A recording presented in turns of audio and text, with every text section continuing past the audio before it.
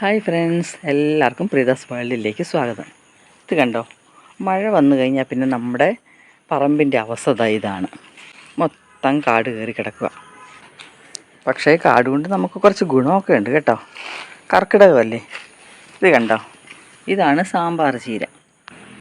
ഇതുപോലെ തോരൻ വയ്ക്കാൻ പറ്റുന്ന കുറേ ഇലകളുണ്ട് ഇവിടെ. അപ്പം നമുക്കതൊക്കെ ഒന്ന് പറിച്ചെടുക്കാം. ഇത് കണ്ടോ, ഇതെന്താണെന്നറിയാമോ? ഇതാണ് തഴുതാമ. ഇത് നമുക്ക് പറിച്ചെടുക്കണം.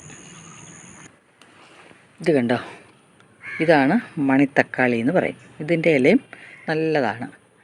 ഈ വയറ്റിലൊക്കെ അൾസറൊക്കെ ഉള്ളവർക്കൊക്കെ നല്ലതാണ്.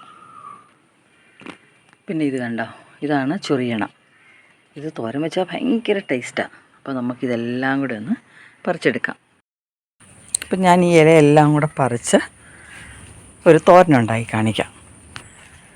പിന്നെ ഒരു കാര്യം എന്താണെന്ന് വെച്ചാൽ, നമ്മളിത് പറിച്ച് കഴിഞ്ഞാൽ നന്നായിട്ട് കഴുകിയെടുക്കണം. കുറച്ച് മഞ്ഞൾ വെള്ളത്തിൽ തന്നെ കുറച്ച് നേരം ഇട്ടിട്ട് കഴുകിയെടുക്കണം.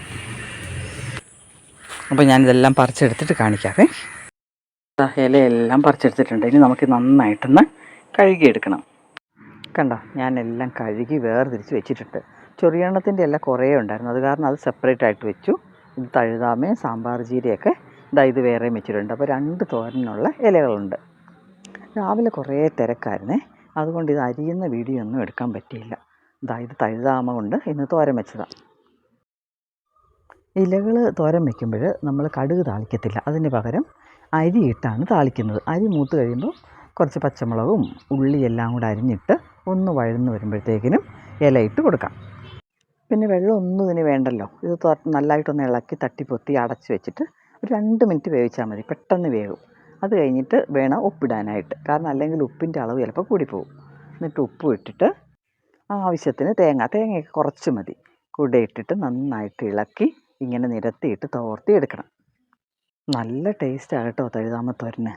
പിന്നെ ഇത് നമ്മുടെ രക്തം ശുദ്ധീകരിക്കാനൊക്കെ നല്ലതാണ്. കർക്കിടകത്തിൽ പ്രത്യേകിച്ച് കഴിക്കേണ്ട ഒരു ഇലക്കറി തന്നെയാണിത്.